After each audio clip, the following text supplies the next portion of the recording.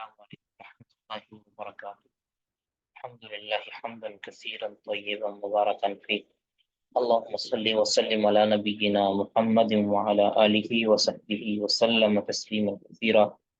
رب اشرح لي صدري ويسر لي أمري واحلل عقدة من لساني يفقهوا قولي.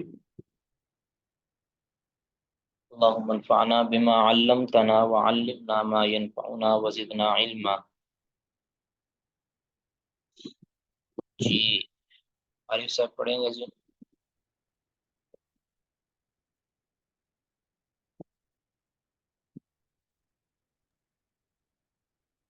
السلام علیکم ورحمۃ اللہ. وعلیکم السلام ورحمۃ اللہ. جی شیخ محترم، اعوذ باللہ السمیع العلیم من الشیطان الرجیم، بسم اللہ الرحمن الرحیم. قال البخاری رحمه الله حدثنا قتيبة بن سعيد قال حدثنا ليث عن عقيل عن الزهري قال أخبرني عبيد الله بن عبد الله بن عتبة عن أبي هريرة رضي الله عنه قال لما توفي رسول الله صلى الله عليه وسلم واستخلف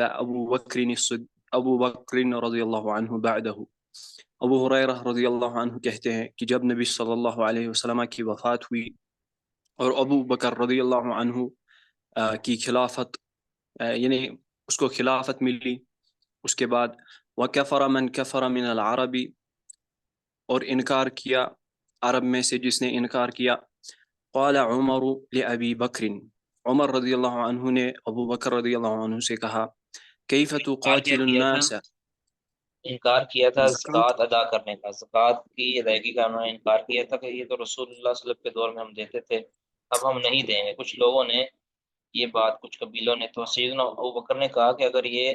زکوٰۃ نہیں دیں گے تو ہم ان کے ساتھ قتال کریں گے، جہاد کریں گے. کہ جس طرح نماز کی قیام کے لیے قتال اور جہاد ضروری ہے، اسی طرح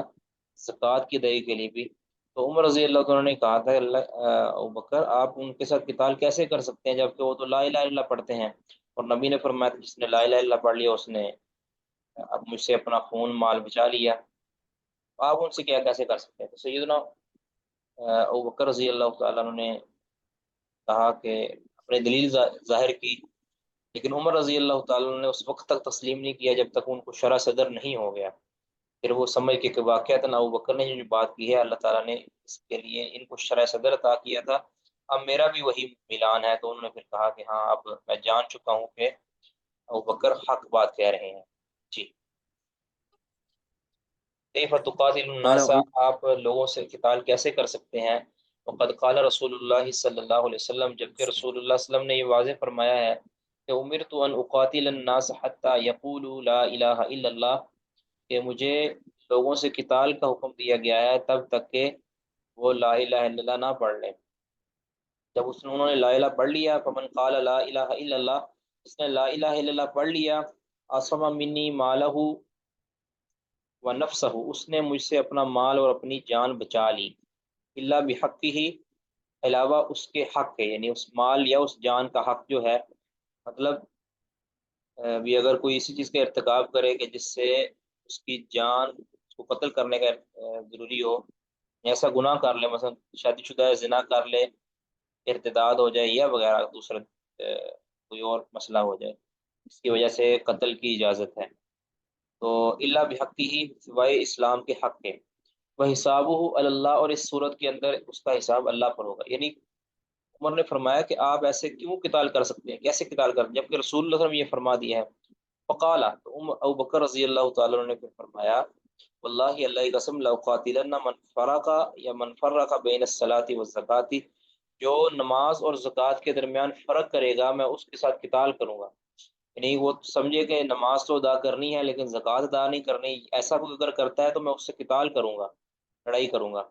وہ زکوٰۃ کی ادائیگی کرے، جس طرح نماز فرض ہے اس طرح زکوٰۃ بھی فرض ہے. فإن الزکاۃ حق المال، کیونکہ زکوٰۃ مال کا حق ہے، کہ زکوٰۃ ادا کرنا یہ مال کا حق ہے، ان کا اپنا حق نہیں اس میں. واللہ، حضرت عمر ابو بکر رضی اللہ تعالیٰ نے مبالغہ کرتے ہوئے پھر فرمایا کہ اگر یہ لوگ جو زکوٰۃ دینے سے انکاری ہیں یہ ساری زکوٰۃ نہ دیں تب تو میں نے اس سے قتال کرنا ہی کرنا ہے. اگر کوئی چھوٹی سی چیز بھی یہ روکیں گے نا، کہ جس کو رسول اللہ صلی اللہ علیہ وسلم کے دور میں وہ دیا کرتے تھے، تب بھی میں ان کو اس روکنے پر ان کے ساتھ قتال کروں گا۔ واللہ اللہ کی قسم، لو منعونی اقالا، اگر وہ مجھ سے روکیں گے اقال نے ایک رسی بھی، کانو یؤدونہا، وہ رسی کے جسے وہ دیا کرتے تھے الی رسول اللہ صلی اللہ علیہ وسلم، رسول اللہ صلی اللہ علیہ وسلم کو، تو لقاتلتہم علی منعہ، تو اس رسی کو روکنے پر بھی میں ان سے قتال کروں گا۔ یعنی ساری زکوٰۃ روکنے پر، دینے سے انکار کرنے پر تو قتال کرنا ہی کرنا ہے۔ ایک چھوٹی سی رسی جس کے ساتھ جانوروں کو باندھا جاتا ہے، اگر وہ بھی وہ نہیں دیں گے نا، اس کا یہ مطلب نہیں ہے کہ رسی دینا، رسی کے اوپر بھی زکوٰۃ ہے، ایسا نہیں ہے۔ یہ مبالغہ کے لیے فرمایا کہ اگر اتنی رسی کے اوپر بھی زکوٰۃ ہوتی تو اگر وہ روک لیتے نا، تب بھی میں اس کے اوپر ان کے ساتھ قتال کرتا۔ فقال عمر رضی اللہ عنہ نے فرمایا، واللہ ما ہوا، اللہ کی قسم نہیں تھا یہ، الا مگر ان رأیت اللہ قد شرح صدر ابی بکر، کہ مجھے سمجھ آ گئی کہ اللہ تعالیٰ نے ابوبکر کو شرح صدر عطا فرما دیا تھا، یعنی میں سمجھ گیا کہ ابوبکر کو شرح صدر عطا ہو چکا، فرما دیا گیا تھا للقتال، قتال کے لیے۔ فعرفت، تو میں بھی پہچان گیا، مجھے بھی علم ہو گیا کہ انہ الحق، کہ یہ لازمی طور پر ابوبکر حق پر ہی ہیں، یعنی یہ حق بجانب ہے، کہ صحیح انہوں نے فیصلہ کیا ہے۔ مجھے شروع میں ڈاؤٹ تھا، لیکن بس بعد میں میرے ابوبکر نے میرے سامنے دلیل واضح کی تو میں سمجھ گیا۔ تو قال ابن بکیر و عبداللہ عن اللیث اناقا، انہوں نے اناقن کا لفظ بولا ہے، یعنی بکری کا چھوٹا سا بچہ، حالانکہ اس پر بھی زکوٰۃ نہیں، لیکن اگر بالفرض اس پر زکوٰۃ ہوتی اور وہ روک لیتے تو بھی میں ان سے قتال کرتا ہوں۔ وہ صح کہتے ہیں یہی اناق کے لفظ زیادہ بہتر ہے۔ اچھا،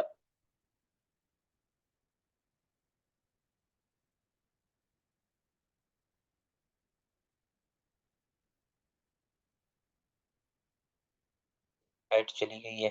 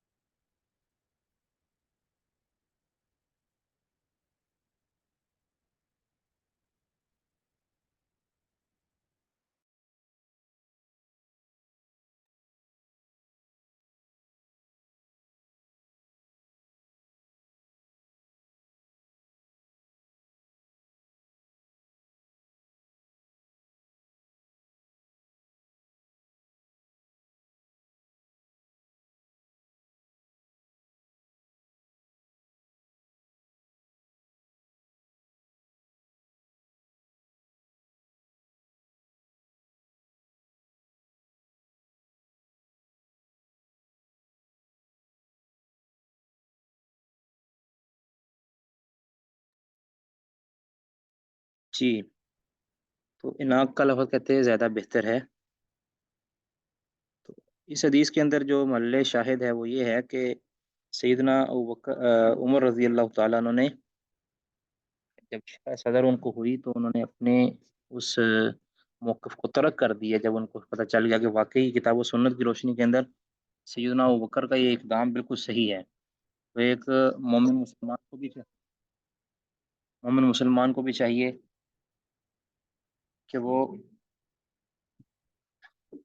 جب کتاب و سنت کی نص سامنے آ جائے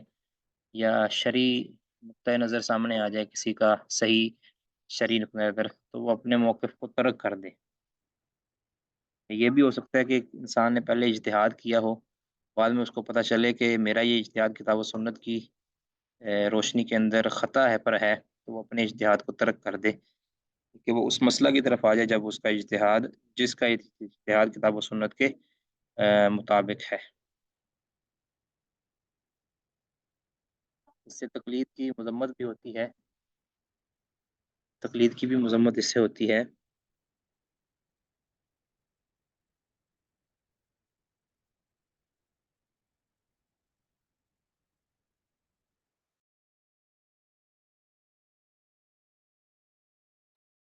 جی آگے کون پڑھیں گے جی؟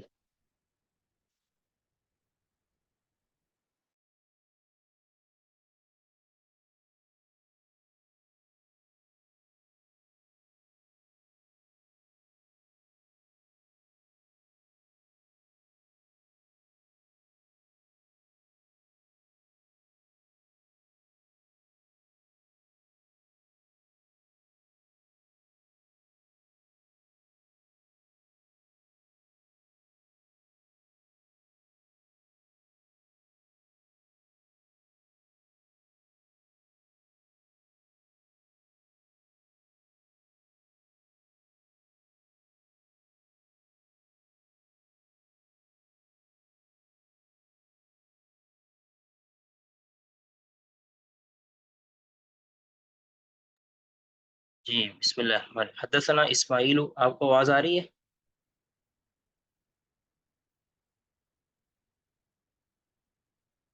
جی میری آواز آ رہی ہے؟ جی جی شیخ محترم آواز آ رہی ہے۔ ٹھیک ہے۔ حدثنا اسماعیل قال حدثنا ابن وهب قال عن يونس عن ابن شهاب قال حدثني عبید اللہ بن عبد الله بن عتبہ ان عبد الله بن عباس قال، عبداللہ بن عباس رضی اللہ تعالی عنہما فرماتے ہیں، قدیم عیینۃ بن حصن، عیینہ بن حصن تشریف لائے، قدیم عیینۃ بن حصن بن حذیفہ بن البدر، یہ تشریف لائے۔ یاد رکھیں کہ یہ عیینہ بن جو حصن تھے یہ ایک دیہاتی تھے، جسے کہتے ہیں نا دیہاتیوں کو پھر طرح کی انداز تخاطب یا سلیقہ کلام وہ عام طور پہ نہیں آتا، جو یعنی جسے جنگل میں رہنے والے یا دیہات بیابان میں رہنے والے ان کو عام طور پہ جو سلیقہ نہیں آتا، عام طور پہ آتا بھی ہے بعض لوگوں کو، بعض کو نہیں آتا، تو اس وجہ سے ان کا جو انداز تخاطب ہے کئی بار وہ نامناسب بھی ہو جاتا ہے۔ ٹھیک ہے، اس کے ذریعے یہ بھی ہے نا کہ ایک صحابی آئے تھے دیہات سے، وہ کہتے ہیں اللہ کے نبی میں آپ سے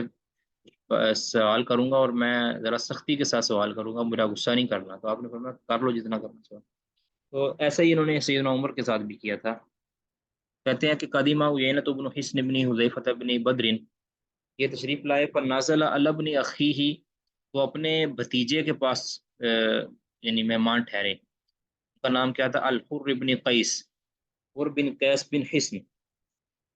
تو یہ تھے ان کے بھتیجے، ان کے پاس وہ ٹھہرے۔ وکان من النفر الذین یدنیہم عمر، اور یہ حر بن قیس ان افراد میں سے تھے، ان چنیدہ افراد میں سے تھے جنہیں عمر رضی اللہ تعالیٰ اپنے قریب رکھتے تھے، یعنی ان کے عمر رضی اللہ تعالیٰ کے بڑے قریبی تھے وہ۔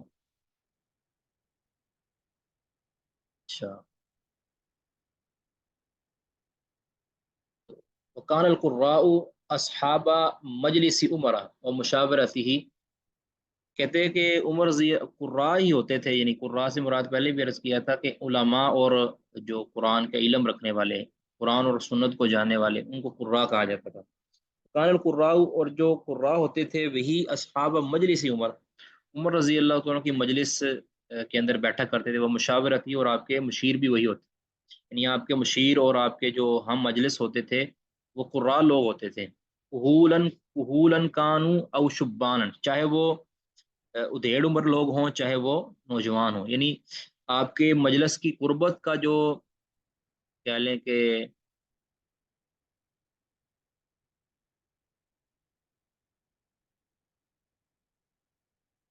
آپ کی مجلس کی جو قربت ہوتی تھی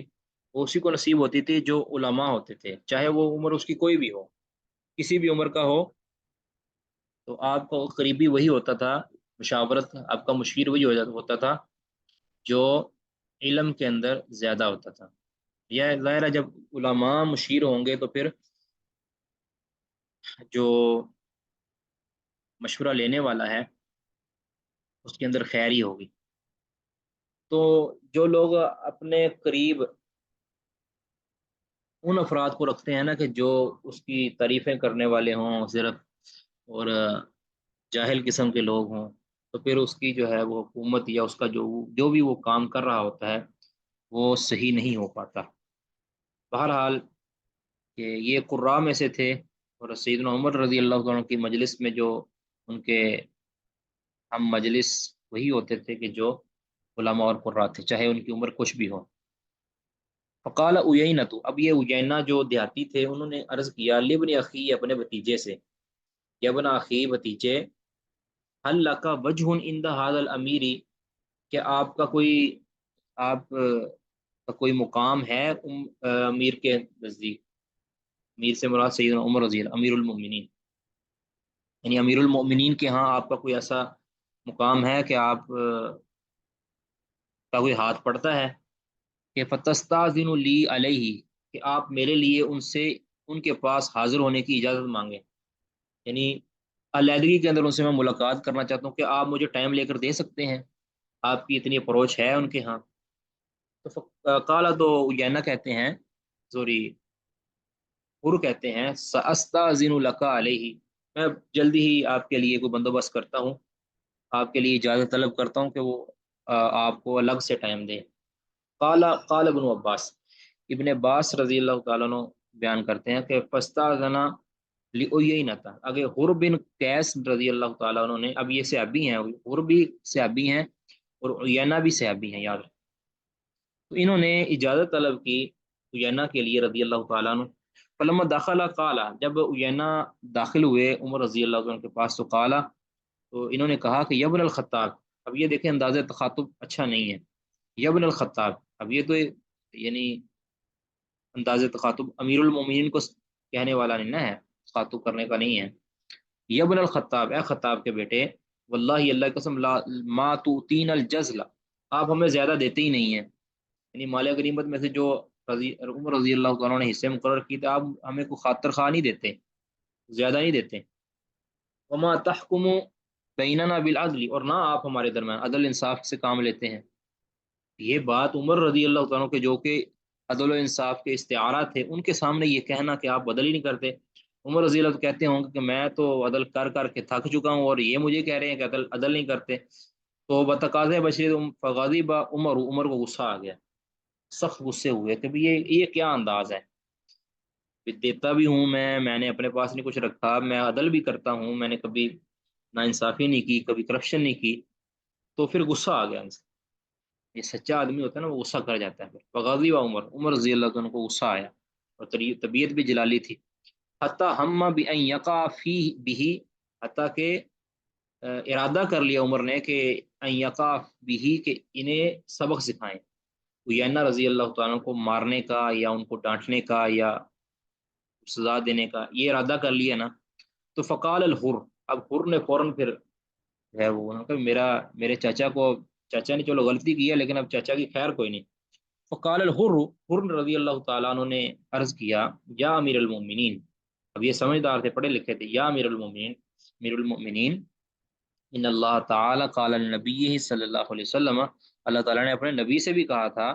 کہ خذ العفو وامر بالعرف واعرض عن الجاہلین، کہ معافی کو پکڑیے، خذ العفو، معافی اختیار کیجئے، درگزر کرنا سیکھیے، درگزر کیجئے، وامر بالعرف، اور عرف کا حکم دیجئے، عرف یعنی اچھائی کا حکم دیجئے، اچھے کاموں کا حکم دیجئے. واعرض عن الجاہلین، اور جو جہلاء ہیں، جاہل ہیں،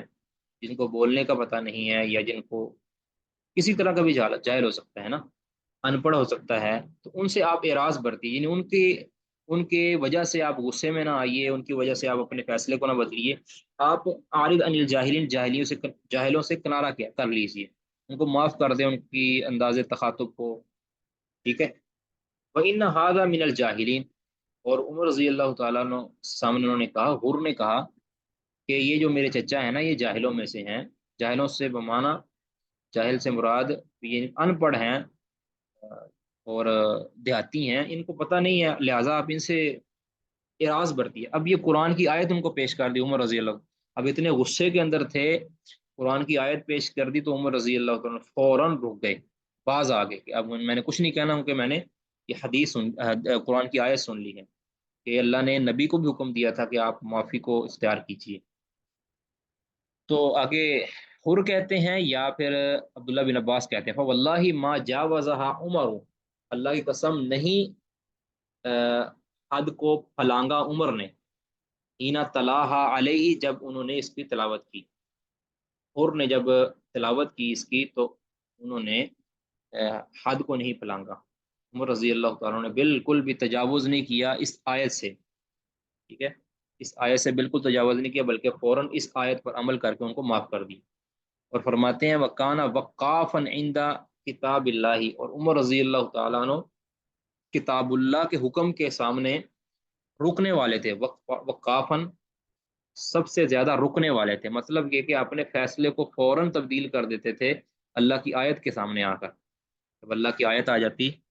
یا اللہ کا فیصلہ آ جاتا تو اس کے سامنے سرنگو ہو جاتے تھے، رک جاتے تھے. واضح جی؟ کسی لفظ کا ترجمہ رہتا ہو، سمجھ نہیں آئی ہو، آپ پوچھ سکتے ہیں. محل استشہاد یہ ہے کہ عمر رضی اللہ تعالیٰ عنہ کتاب اللہ کی آیت کے سامنے اپنے غصے کو انہوں نے زیر کر لیا، روک لیا. اور وقافن کا مطلب وقانا وقافن سب سے زیادہ رکنے والے تھے کتاب اللہ کے سامنے. حدثنا عبداللہ بن مسلمة عن مالک عن هشام بن عروة عن فاطمة بنت المنذر عن اسماء ابنت ابی بکر، اسماء بنت ابی بکر رضی اللہ تعالی عنہ کے بارے میں ہے کہ انہا قالت، فرماتی ہیں اتیت عائشہ ہینا، میں عائشہ رضی اللہ تعالی عنہا کے پاس آئی، ہینا خسفت الشمس جب سورج کو گرہن لگا، سورج گرہن لگا تھا ایک مرتبہ. تو میں کہتی ہوں عائشہ کے پاس آئی والناس قیام، اور لوگ کھڑے تھے، قیام کے اندر کھڑے تھے، جماعت ہو رہی تھی نا، نبی صلی اللہ علیہ وسلم نماز کسوف یا خسوف پڑھا رہے تھے. تو کہتی ہیں کہ والناس قیام وہی قائمۃ، اور عائشہ بھی کھڑی تھی، تصلی اور نماز پڑھ رہی تھی. فقلت، میں نے ان کو کہا، عائشہ سے مخاطب ہوئی میں، یہ اسماء کہتی ہیں میں عائشہ سے مخاطب ہوئی کہ مال الناس، لوگوں کو کیا ہو گیا ہے، ابھی نماز کیوں پڑھ رہے ہیں؟ تو فاشارت بیدیہا نحو السماء، تو عائشہ رضی اللہ عنہ نے اپنے ہاتھ سے اشارہ کیا آسمان کی طرف. یہ دلیل ہے کہ نماز کے حالت میں اشارہ کیا جا سکتا ہے، اگر کچھ ضروری ہو تو اشارے کے ذریعے بات کی جا سکتی ہے. اشارے کے ذریعے بات مطلب بھی اشارہ مفہمہ، کہ مخاطب اور ایک کوئی چیز معلوم کر رہا ہے آپ سے، آپ اس کو اشارے کے ساتھ بتا سکتے ہیں. فقالت، تو عائشہ نے پھر ساتھ کہا کہ سبحان اللہ، سبحان اللہ کہا. تو فقلت، میں نے کہا آیتن، یہ کوئی نشانی ظاہر ہوئی ہے، یعنی یہ سورج کو گرہن لگا کوئی نشانی ہے؟ قالت براسیہا، تو عائشہ نے اپنے سر کے اشارے سے کہا نعم، کہ ہاں، سر کا اشارہ کر کے بات ان کو سمجھا دی کہ ہاں یہ نشانی ظاہر ہوئی ہے، اس نشانی کی وجہ سے یہ نماز پڑھی جا رہی ہے. فلما انصرف رسول اللہ صلی اللہ علیہ وسلم، جب رسول اللہ صلی اللہ علیہ وسلم نماز سے فارغ ہوئے، حمد اللہ و اثنا علیہ، اللہ کی حمد و ثنا بیان کی. ثم قال، پھر فرمایا، اب خطبہ کے اندر آپ نے فرمایا ما من شیء، نہیں ہے کوئی بھی چیز، لم ارہ، جس کو میں نے نہیں دیکھا تھا ابھی تک، کوئی بھی ایسی چیز جو مجھے نظر نہیں آئی یا میں نہیں دیکھ پایا ابھی تک، الا مگر، اب جو ہے اس وقت، وقد رأیتہ فی مقامی ھذا،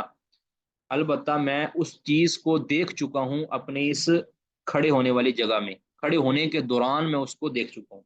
یعنی اللہ تعالیٰ نے معجزتاً ہر چیز آپ کے سامنے منکشف کر دی تھی اس دوران. تو یہ نبی صلی اللہ علیہ وسلم کا معجزہ تھا،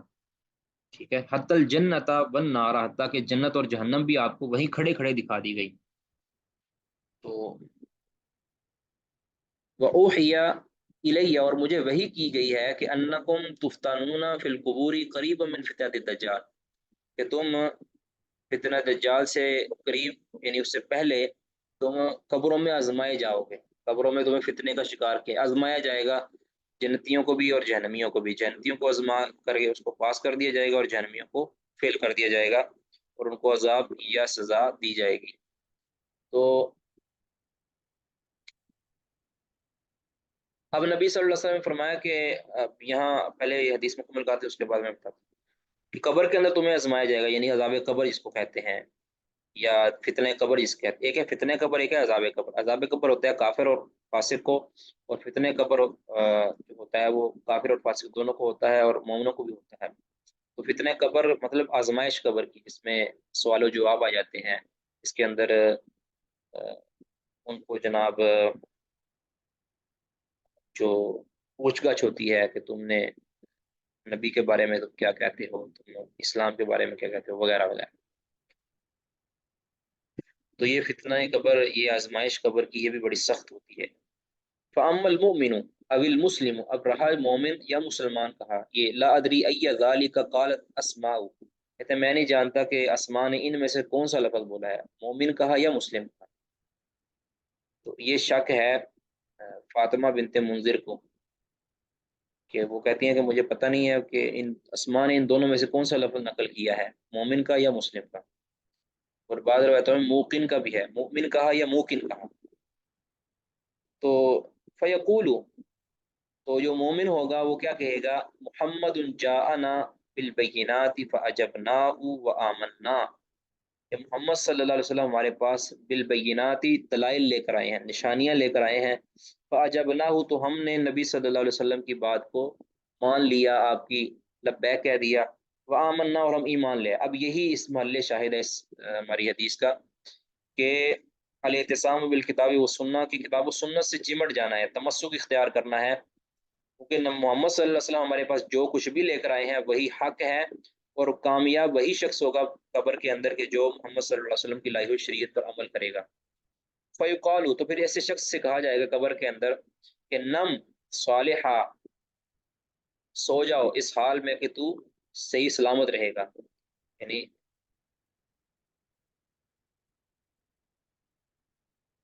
نم صالحہ، صحیح سلامت سو جاؤ،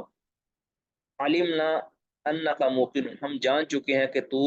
ایمان والا ہے، انکا موقن کیونکہ تو یقین کرنے والا ہے، یعنی تو مومن ہے، ہم اس چیز کو جان چکے ہیں، لہٰذا صحیح سلامت سو جاؤ، کوئی مسئلہ نہیں تجھے، لیٹ جاؤ۔ یعنی جس کو فتنہ قبر کہتے ہیں، قبر کے سوالات کہہ رہے ہیں، اس وقت پوچھا جاتا ہے، اس کے بعد دوبارہ روح جو ہے نا نکال لی جاتی ہے، پھر آپ لیٹا دیا جاتا ہے ادھر، تو وہ جنت کی نعمتوں سے لطف اندوز ہوتا رہتا ہے۔ وَأَمَّا الْمُنَافِقُ أَوِ الْمُرْتَابُ، رہا منافق یا مرتاب کہا، مرتاب کہتے ہیں شک کرنے والا، تو منافق بھی شک کرتا ہے نا حدیث کے اللہ کی آیات کے اندر، اپنے ایمان کے اندر، اللہ کے اوپر ایمان کے اندر، تو وہ شک کا شکار ہوتا ہے۔ تو یہ لا ادری ای ذالک قالت اسماء، کہتے ہیں میں نہیں جانتا کہ اسماء نے ان دونوں میں سے کون سے لفظ بولے ہیں، منافق کہا ہے یا مرتاب کہا ہے۔ منافق یہاں مانا جو عقیدے کا منافق ہے، عملی منافق یہاں مراد نہیں، عقیدے کا جو منافق ہے، یعنی اس کا عقیدہ کفریہ ہی ہے۔ تو فیقول، تو منافق کیا کہے گا، لا ادری، مجھے نہیں پتا، مجھے نہیں پتا کہ کیا تم پوچھ رہے ہو، ٹھیک ہے، پوچھا جائے گا نا کہ تم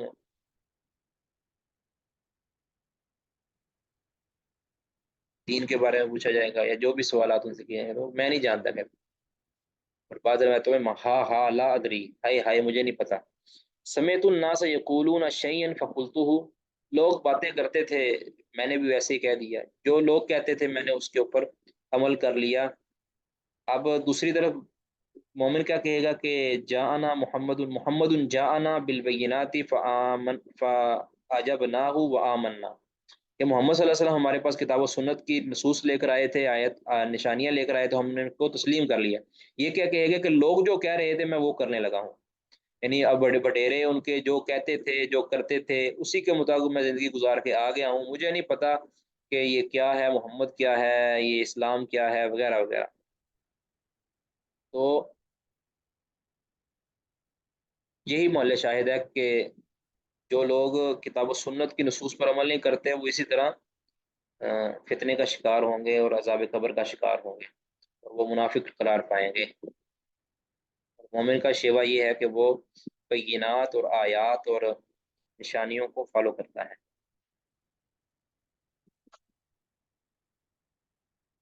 جی کوئی سوال تو نہیں اس حدیث کے اندر، کوئی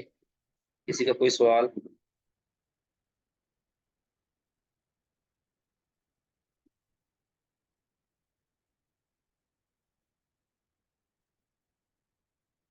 جی واضح ہو گیا۔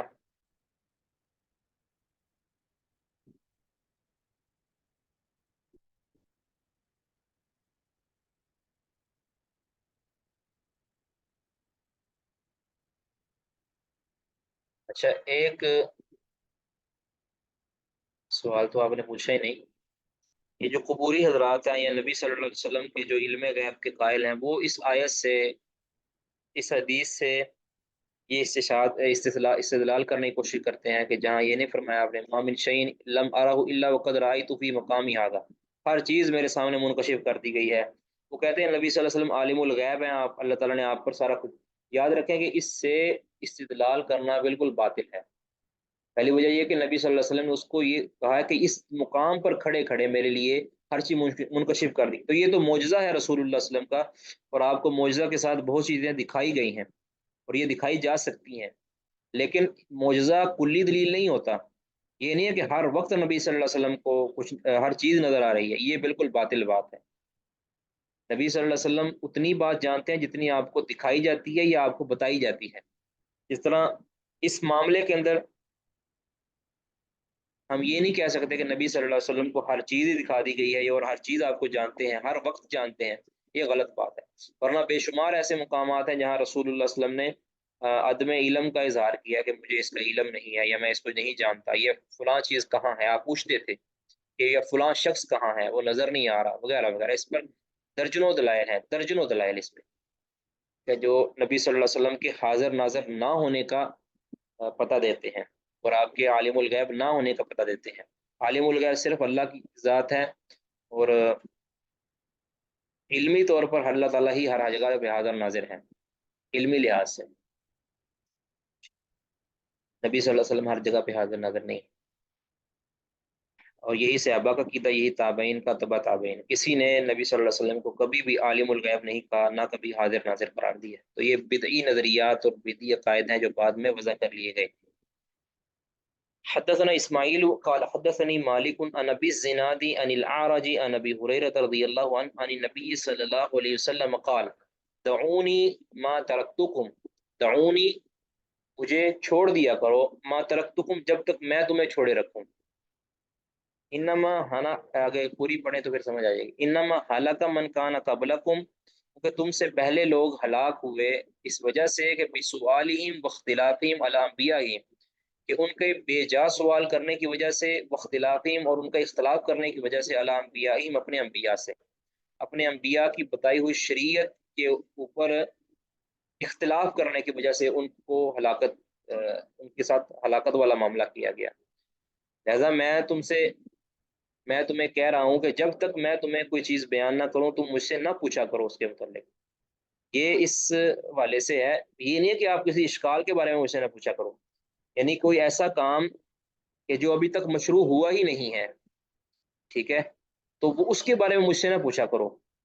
کہ بھی یہ کام کر لیا جائے یا نہ کر لیا جائے، کیونکہ جب تک تمہارے اوپر وہ چیز عائد نہیں کی گئی تب تک تم چھوڑے رکھو، جب اس کی ضرورت ہوگی یا اس کو شریعت کا درجہ دینا ہوگا تو میں خود تمہیں بتا دیا کروں، جب تک تمہیں میں چھوڑے رکھوں یعنی بتانے کے اندر میں چھوڑے رکھوں تب تک تم پوچھنے کے اندر مجھے چھوڑے رکھو، کیا اس کو سمجھ جائیں، دعونی مجھے چھوڑے رکھو یعنی مجھ سے سوال نہ کرو اس چیز کے متعلق کہ ماں ترکتکم، جب تک میں نے تمہیں بتانے کے اندر اس کو ترک کیا ہے، میں نے اس کو نہیں تمہیں بتایا، جب تک تمہارے لیے وہ مشروع نہیں ہوئی تم اس کو مشروع بنانے کے لیے مجھ سے سوال نہ کرو، دراصل یا جتنی تمہیں بتا دی گئی اس پر عمل کرو، باقی کے بارے میں نہ پوچھو، تو بجائے اس کے کہ تم ایسے مکلف ٹھہرا دیے جاؤ گے زیادہ کے، تو پھر تم سے وہ ہو نہیں پائے گا، تم پھر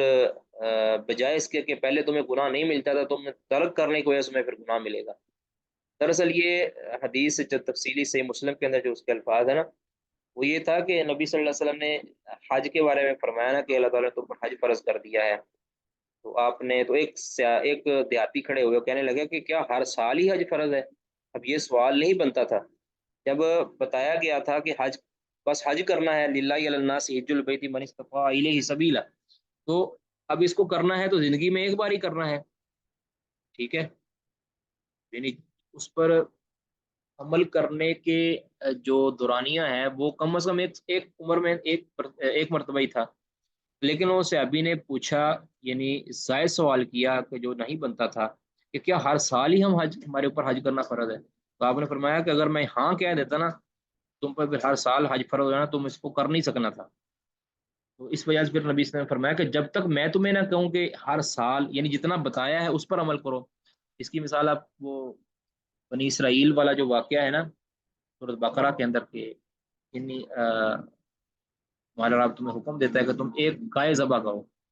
تو انہوں نے اس کے اندر سوالات کرنے شروع کر دیے۔ وہاں سوال بنتے، ایک گائے کا ذبح کرنے کا کہا تھا تو جو فوراً سوال کا جواب دیتے کہ ٹھیک ہے جی گائے ذبح کر دیتے، ادنا سی گائے ذبح کر دیتے تو ان کا معاملہ حل ہو جانا تھا، لیکن انہوں نے انبیاء اپنے نبی کے ساتھ، موسیٰ علیہ الصلوۃ والسلام کے ساتھ اختلاف کیا اور ان سے بے تکے سوال کیے، تو معاملہ ان کے اوپر شدید ہوتا گیا، اللہ نے اپنے حکم ان پہ سخت کرتے گئے، حتیٰ کہ وہ گائے ان کو بڑی بھاری برکم قیمت کے اندر ملی، کہ جو پھر اللہ نے ان سے مطالبہ کیا تھا کہ ایسے ہی گائے تم ذبح کرو۔ تو جب تک آپ نے فرمایا کہ دعونی ما ترکتکم، جب تک میں تمہیں چھوڑے رکھوں، یعنی تمہیں کچھ بتاؤں نہ، تب تک تم مجھ سے پوچھا نہ کرو اس بارے میں۔ یا اس سے ایک تو ہے کہ کسی ایسی چیز کو مشروع کرنے کے لیے سوال نہ کرنا کہ جو ابھی مشروع ہی نہیں ہوئی، ایک تو یہ مراد ہے۔ دوسرا یہ بھی ہو سکتا ہے کہ فضول سوالات،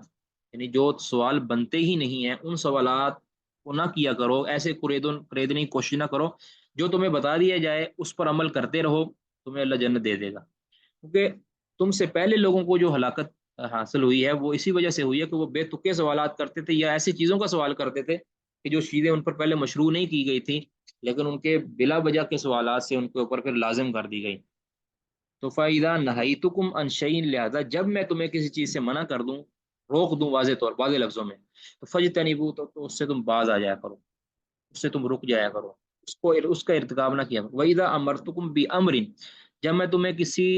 کام کا حکم دوں، اور بعض روایتوں میں بِشَيْءٍ کے لفظ ہے، وَإِذَا أَمَرْتُكُمْ بِشَيْءٍ، تو مطلب ایک ہی ہے، کسی بھی کام کا تمہیں حکم دیتا ہوں تو فَأْتُوا مِنْهُ مَا اسْتَطَعْتُمْ، تو اس کام کو تم اس قدر کیا کرو جتنی تمہارے اندر استطاعت ہے، ٹھیک ہے؟ لہٰذا منع جس سے کر دیا اس سے رک جاؤ لازمی طور پر، کیونکہ وہ تمہارے رکنا تمہارے بس کے اندر ہے، اللہ کے مجبور کر دیے جاؤ۔ اور جب میں حکم دوں تو پھر اس میں تمہاری جتنی طاقت ہے، تمہاری جتنی بساط ہے، اس کے مطابق تم اس معاملے کو آؤ، فاتو منہ، اس میں آؤ تم، مستطاعتم، جتنی تمہیں استطاعت ہے۔ تو باب الاعتصام بالکتاب والسنت سے مراد اس سے یہی ہے کہ جو پابندیاں شریعت نے لگائی ہیں اس پابندیوں کو عائد کیا جائے، اور جو پابندیاں نہیں لگائی اس کو عائد نہ کیا جائے۔ التمسک بالکتاب والسنت اس چیز کے اندر بالکل واضح ہے۔ کسی کا کوئی سوال جی؟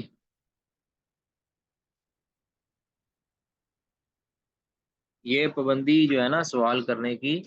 یہ عہد نبی کے اندر یہ ختم ہو گئی ہے، سوال نہ کرنے کی ابھی کوئی پابندی نہیں ہے۔ کے بعد تو سوال کیے جا سکتے ہیں افہام و تفہیم کے لیے،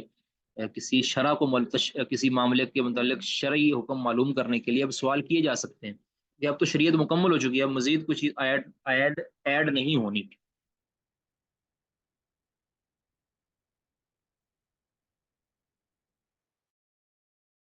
جی کوئی سوال؟ بات واضح جی؟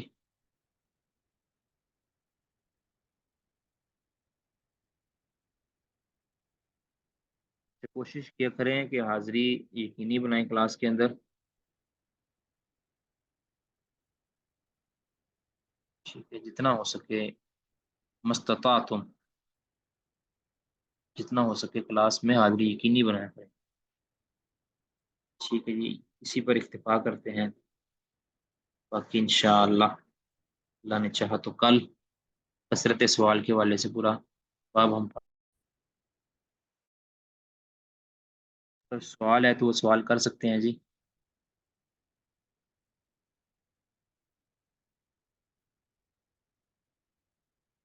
جی کوئی سوال نہیں. ٹھیک ہے جی پھر سبحانک اللہم و بحمدک اشہد ان لا الہ الا انت استغفرک و اتوب الیک. السلام علیکم و رحمۃ اللہ.